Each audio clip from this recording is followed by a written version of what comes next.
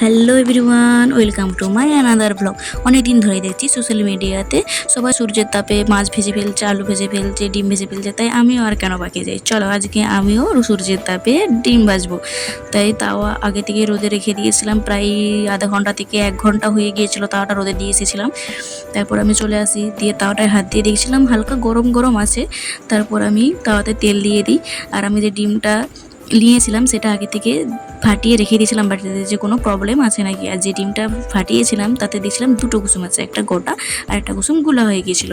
দেন তাওয়াতে দিয়ে দিই, তারপর 1 ঘন্টা এরকম রেখে দিয়েছিলাম।